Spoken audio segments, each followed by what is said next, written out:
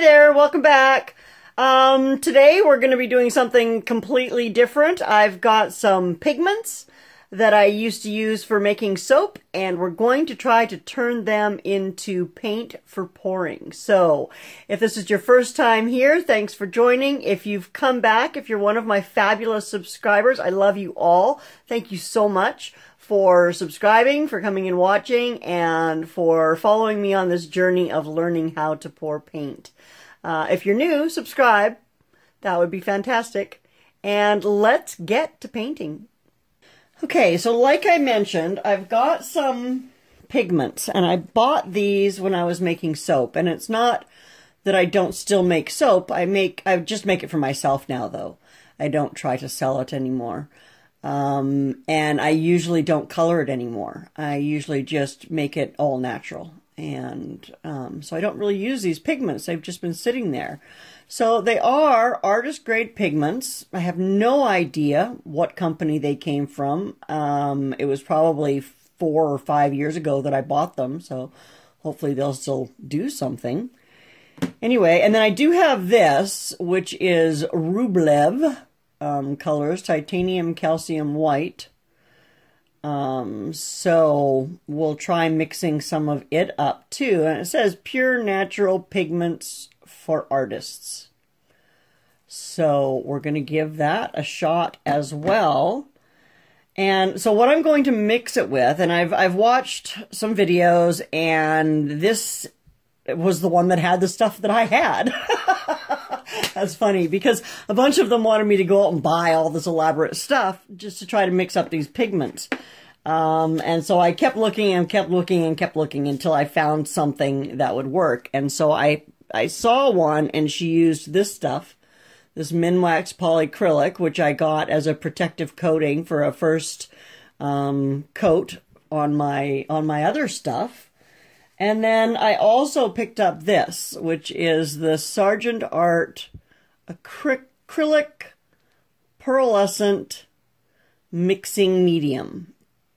So what I'm going to do is put a little bit of the pigment and a little bit of the polycrylic into this, because supposedly the polycrylic will make the pigment dissolve. And then I'm going to pour in some of the pearlescent until I can get it to a good consistency. And then if I need to, I have a little bit of, this is actually Floetrol and water mixed 50-50. And it's the last of my Floetrol, so I'll probably use it up if I need to.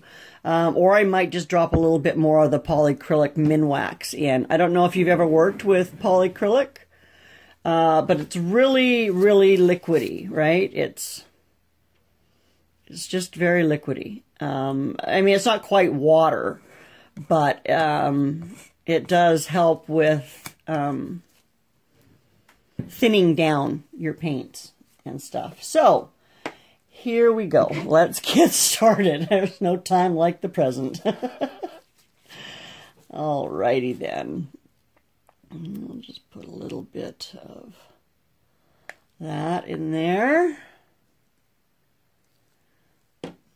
Rest that on there. And then I've picked this. This is a dark brown Oxide. And I've picked brown because it's my least favorite color. So if it doesn't work, I won't be devastated, because I've wasted some good color. But you know, so there's my pigment. And let's get my. So I'm just going to take some. I don't know even how much to use.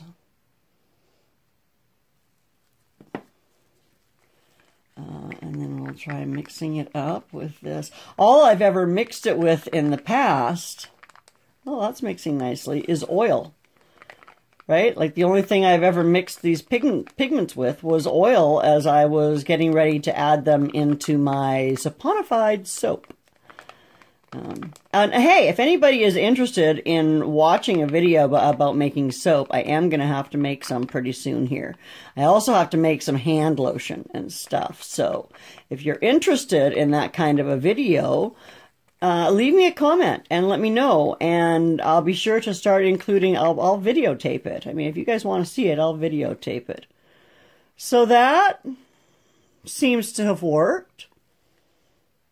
So now I'm going, it's not really very painty yet, it's just kind of a very mild liquidy. So I'm going to try adding some of the Pearlescent Mixing Medium into it, and we'll see what happens.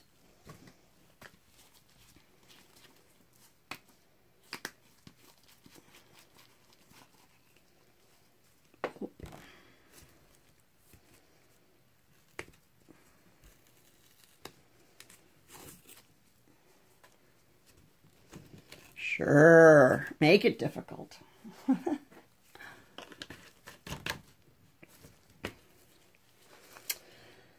Alrighty, so we'll go about there, I guess. Now, so I suppose that if I didn't have this pearlescent, or if I didn't want the color to have the pearlescence to it, then I could probably just mix, after mixing my color with my polycrylic, I could probably mix it with a thickened version maybe of my pouring medium. Like, it'll be glue and water, not the Floetrol and water, but anyway, let's see what happens here.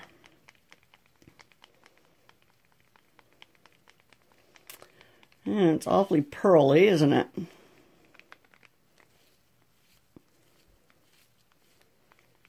I wonder what color that would dry. I think I've got way too much of the pearlescent in here. Okie dokie. So let's put that into something bigger and add some more of this. Let's just try adding it right in. See if we can make it do anything other than lump up.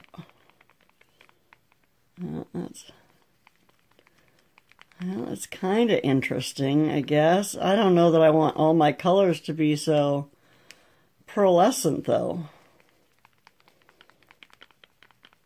Oh my, that was bad, Lori.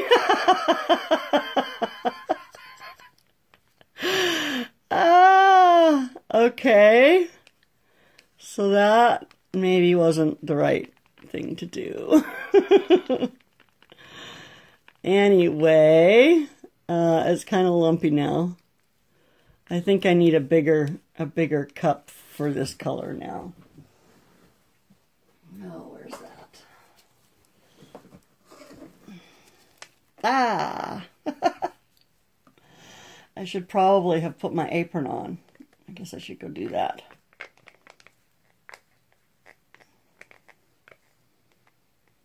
Okay. Oh, what a mess. Okay, I will be back. Alrighty, so I've been mixing and mixing and mixing, and I'm not lumpy anymore. I've got some interesting, it's an interesting color. I put way too much of the pearlescence in. I think you're only supposed to use a couple of, you know, a little bit. It says 1 part paint to, no, what did it say? 1 part acrylic paint with 10 parts of pearlescent. So I guess that was about right where I was supposed to mix it at. Anyway, it's a light brown color. I need a little bit more of my pouring medium, I think, to make it the right consistency.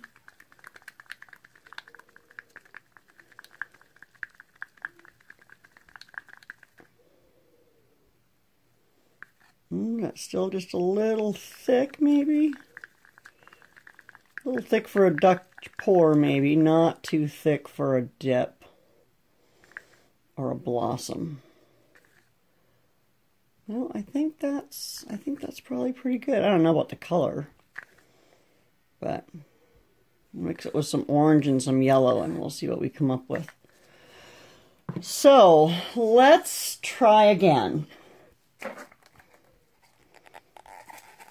I'll use a different color this time.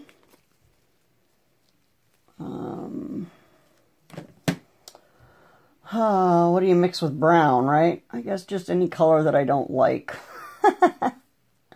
Most of them I like, but here's something that's kind of orange oxide. Okay, so we're going to put a little bit of this in. This is the polycrylic. And I'm just using, what is it, a half a teaspoon of the polycrylic. And then, oh, this baby's full too. You can tell it's a color I didn't really like, right? Alright, so we'll dump some of this in there. You can see I've dumped a fair bit in there. That's probably at least a half a teaspoon. I'm not measuring because I have no idea what I'm doing, right? So there'd be no point really in, until I get a consistency that I like, there's not a lot of point in measuring. So, but it does mix quite nicely with the polycrylic to smooth out and blend out. And then I'm going to put a little bit of this pearlescent in. About that much. And then I'm going to pour in some pouring medium. And let's mix that up. Oh, now look at that.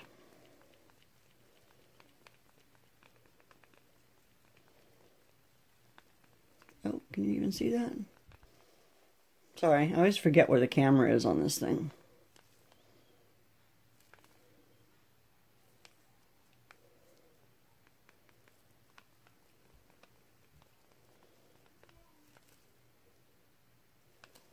Maybe just a little bit more pouring medium.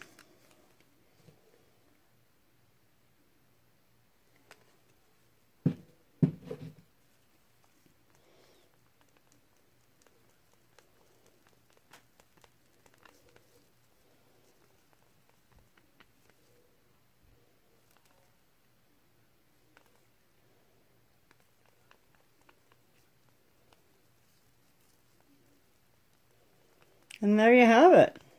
Well, that seems to work. So I'm going to go and mix up, I don't know, at least one more color. And then we'll find something to pour on and we'll give it a shot. I don't want to ruin anything that I want to keep. So I might just do a piece of cardboard or something to see how the paints work. Because who knows how they'll work. I'll find something anyway and we will throw some paint on it and go from there. Anyway, I'll be back. Remember this guy? He looked half beautiful, and then in the end, there were these great big giant craters in it. So I've been wanting to repaint over it. I might as well do it with this experiment with these pigments. So, what else is new? Oh, yes. So I now have a new, this is the paint I use for flooding and for edging and stuff. And it is the Sargeant titanium white acrylic mixed with the poly Minwax. And then my white base paint is still my same house paint that I have been using. Beauty Tone Signature Series house paint. La-di-da-di-da. Pour our white on. Ah! Oh my gosh! Alrighty then, so we've got that mess cleaned up and we're ready to get going. So the colors I'm using today are this dark brown oxide,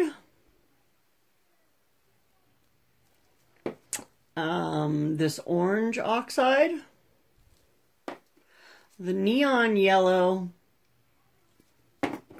and the neon orange. And as you know, these are the ones that the pigments that I just mixed up, and we're just experimenting with them. So I think my paints are thin enough that I can just do a line down the middle and blow it out with my little air blower. Ah! Okay, better not leave that in there because that's going to go all over the place. And I wonder if I can actually do a thin line today.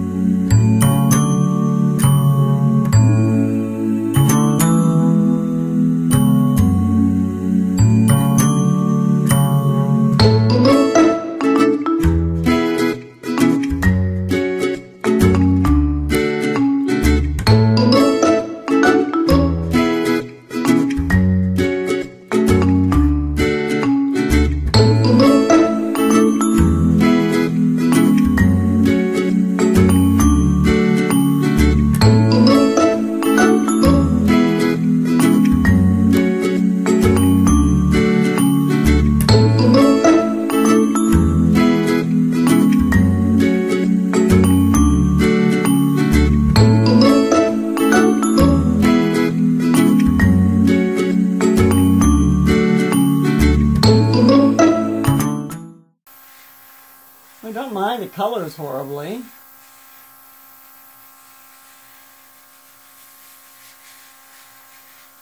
I may need to add a little though, I think. I'm going to pop some bubbles and let it sit for a minute, but that's actually looking quite nice. I might just move it a little bit more in a couple spots. See if it can't blow out a little bit here and there.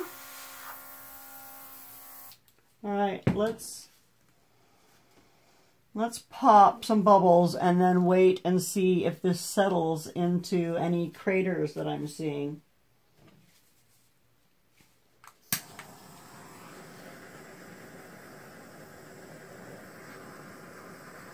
Ton of bubbles showing up again. I don't know, like I said, I don't know if that's because of the house paint or what exactly.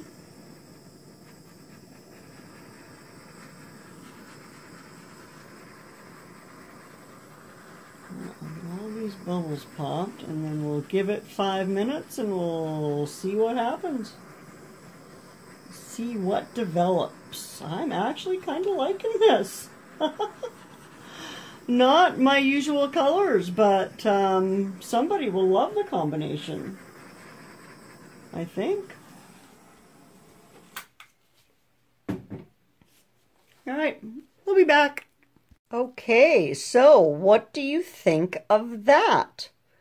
I'm thinking it turned out quite lovely, and those colors really worked well.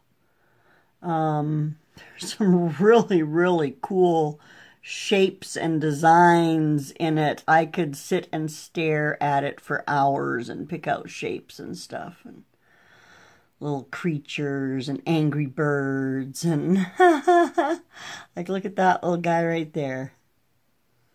Doesn't he just look like an angry bird? Anyway, I am a little concerned because I'm seeing some pitting already. It's been sitting here for about a half an hour or so. So we'll see. Hopefully I don't run into the same problem as is on the layer underneath there where I get huge craters of pitting in the bottom. Anyway, like if you like, and give it a thumbs up and subscribe, and have a fantastic day. See you later.